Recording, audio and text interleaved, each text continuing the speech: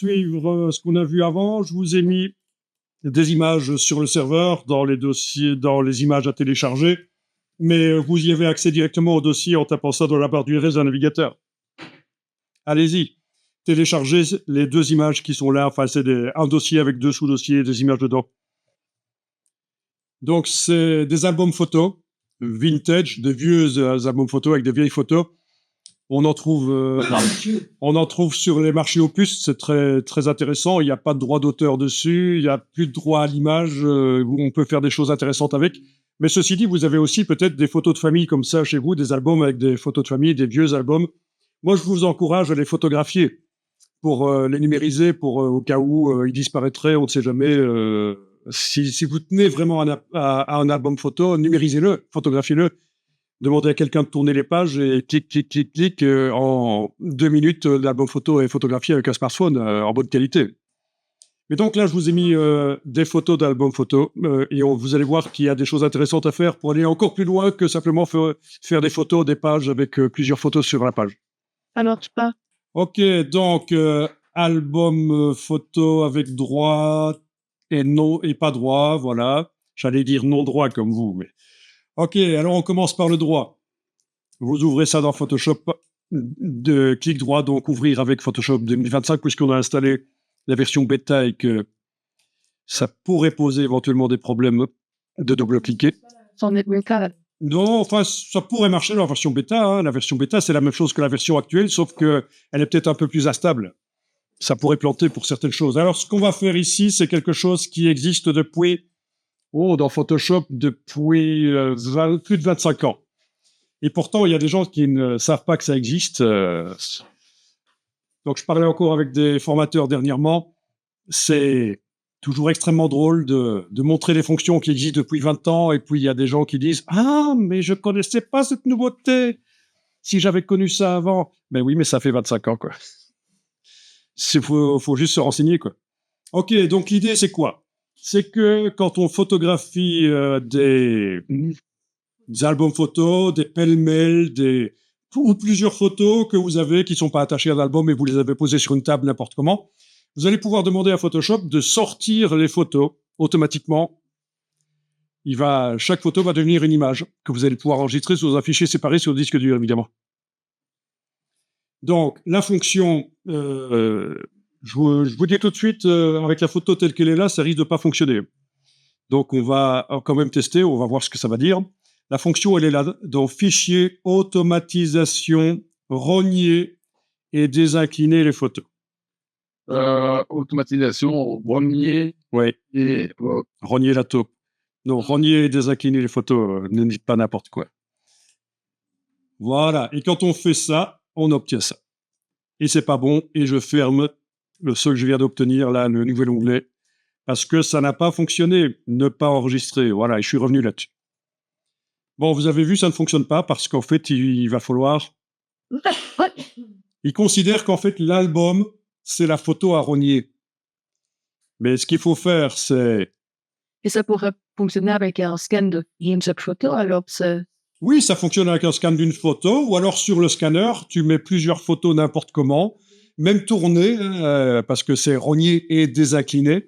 Et ce qui est génial, c'est qu'il va en fait, ça va marcher. Mais sauf que ici, je vais devoir, avec l'outil recadrage, recadrer, voilà. Alors, elles sont pas tout à fait face à l'appareil photo, hein, elles sont un peu en perspective, c'est pas grave, ça va marcher. Et vous validez, donc c'est l'outil de recadrage ici, évidemment. Alors oui, je fais Escape pour vous montrer que l'outil de recadrage, je l'ai utilisé avec l'option ici, fond, arrière-plan, ou alors ça s'appelle fond transparent, mais surtout pas développement génératif ou remplissage après le contenu, hein, quand vous faites ça. Donc voilà, d'une manière ou d'une autre, il faut recadrer. Comment on peut se pouvoir Ok, j'annule. Donc tu dis, les proportions sont forcées. Ben, c'est ici, en fait, dans rapport largeur-hauteur, je sais pas, la personne qui a utilisé Photoshop avant a mis des choses ici. oui. Ben, il faut cliquer sur effacer. Voilà. Sinon, ça force le recadrage à être format un tel ou un tel A4 ou ou HD, ou je ne sais pas. Ok, donc là, normalement, avec cette image-là, ça devrait fonctionner. Donc, j'ai qu'un seul onglet actuellement, l'onglet de cette photo. Je demande fichier, automatisation, rogner et désincliner. Et voilà, on a la première ici. Bon, évidemment, les images sont pas de bonne qualité parce que c'était pixelisé, mais c'est pas grave. Voilà. Voilà, il a bien fait le boulot, quoi. C'est assez génial, quoi. Vous pouvez vous faire payer pour numériser des albums photos, en effet. De gens que vous connaissez pas, c'est un service que vous offrez, pourquoi pas. No business. Bon. Après, il y a la technique rapide, image réglage courbe, et on pourrait même me faire un script qui ouvre ça tout seul. Pipette blanche et on clique, voilà. Pipette noire. Pipette noire ici, c'est pas génial. Ça dépend où on clique. Voilà, pour améliorer rapidement. Mais encore une fois, il n'y a pas beaucoup de pixels dans l'image ici. Mais bon, vous voyez que la pipette blanche pourrait améliorer éventuellement. En supposant que la qualité soit pas trop mauvaise. Image réglage courbe, donc commande M. Cliquez sur ce qui est censé être blanc, et voilà. Et puis, un point au milieu, et on bouge. Bon, ok, je vais fermer ça, commande W sans enregistrer, il n'y a pas besoin. Et quand c'est comme ça, il faut améliorer. Non, la netteté était vraiment très mauvaise, en fait. La netteté était vraiment très mauvaise, donc ça va être difficile d'améliorer, en fait. En tout cas, avec Photoshop, le super zoom pourrait peut-être améliorer éventuellement, mais il faudrait peut-être utiliser Upscale ou d'autres logiciels plus spécialisés en IA pour améliorer. Sinon, il y a aussi le site MyHeritage qui fait la généalogie et a intégré également l'amélioration de photos, la colorisation et l'animation de photos vintage. Donc voilà. Mais pour répondre à ta question, j'avais pas prévu, mais est-ce qu'on peut améliorer ça si je la prends comme ça, tout simplement par copier-coller, puisque j'avais fermé. OK, et que je vais dans Filtre, Neural Filters, et que je demande Super Zoom, est-ce qu'il va réussir à me créer du détail si je multiplie par 4, par exemple, en largeur-hauteur?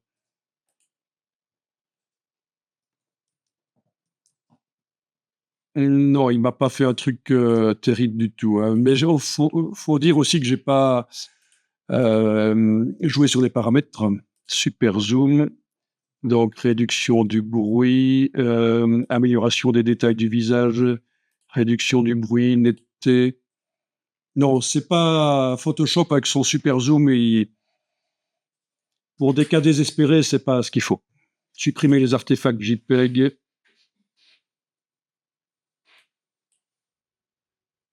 Apparemment. Et ah oui, il faut que je demande de multiplier. J'avais oublié ici. Ok, réduction du bruit. Vous voyez, ça réinvente un peu le détail, mais c'est pas terrible quand même. Essayez Upscale, gratuit sur Windows, 15 € sur Mac.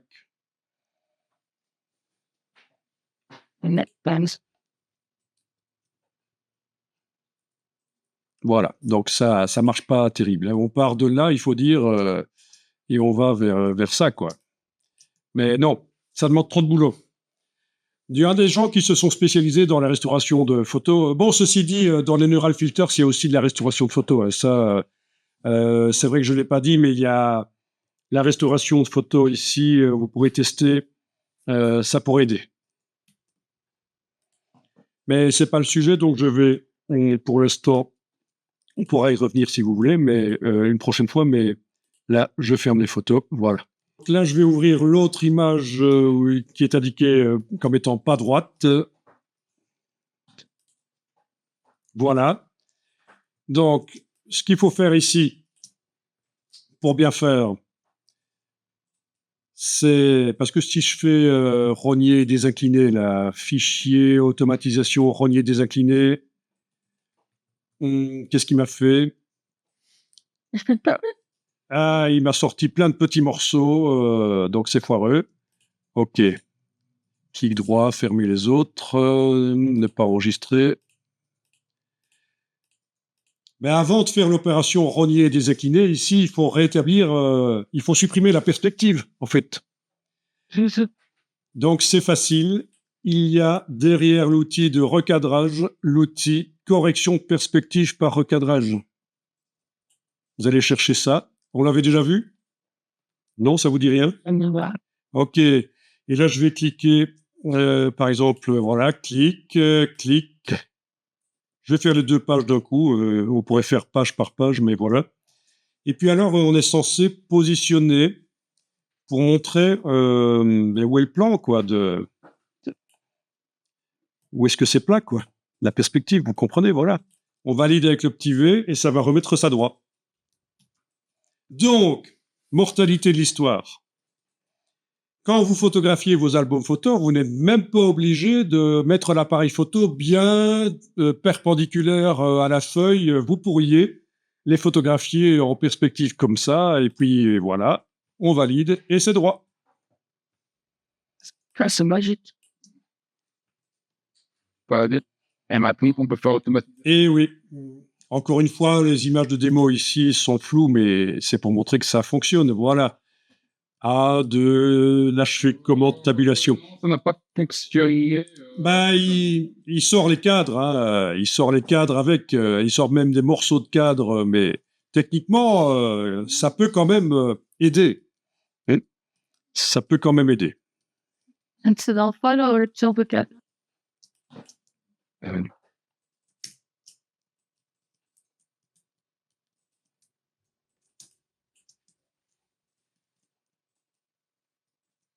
C'est pas C'est pas parfait chez moi, mais Mais chez moi non plus, c'est pas parfait parce que c'est difficile avec ces caches là. Voilà. Enfin, vous avez vu que ça fonctionne. Alors, ce que je vais faire ici, c'est d'abord, je vais fermer ça sans enregistrer.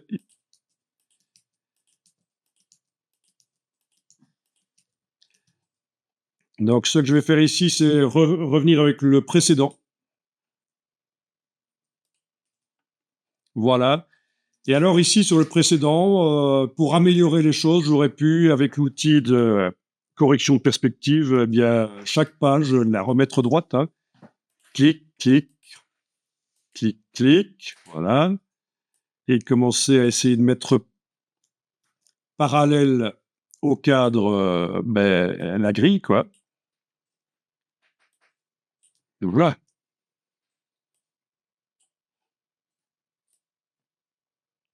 Puis valider.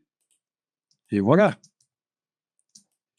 Et puis, rogner et désincliner. Oui, qui pourrait être automatisé aussi. Hein. Plutôt que de le faire sur chaque image une à une, on pourrait les mettre dans un dossier.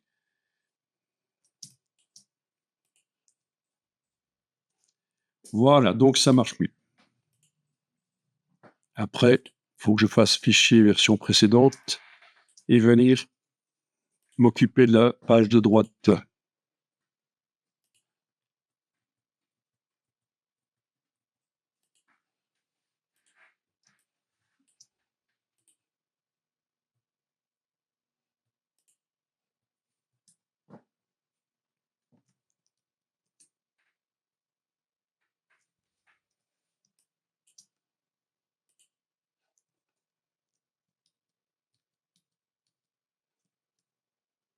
Ok, donc je voulais vous montrer ça parce que voilà, ça peut être un business, sérieusement, parce qu'on en rigole, mais sérieusement, la numérisation d'albums photo, ça peut être un business. D'autant que, voilà, vous n'êtes pas obligé d'emporter l'album photo de la personne, parce que ça, c'est toujours le stress. Vous pouvez aller chez la personne avec un éclairage basique ou la lumière du jour, photographier même en perspective, pas nécessairement perpendiculaire à l'appareil photo. Vous photographiez les albums vite fait. Avec quelqu'un qui tourne les pages, c'est vite fait. Ceci dit, si c'est vite fait, c'est mauvais signe. Hein. Attention. Il vaut mieux prendre son temps pour bien les photographier, les albums. Vous voyez pourquoi? Ah oui. Mais parce que si ça va trop vite pour photographier les albums, ça va être difficile de demander un prix élevé après. Donc, passez-y du temps. C'est justement un client de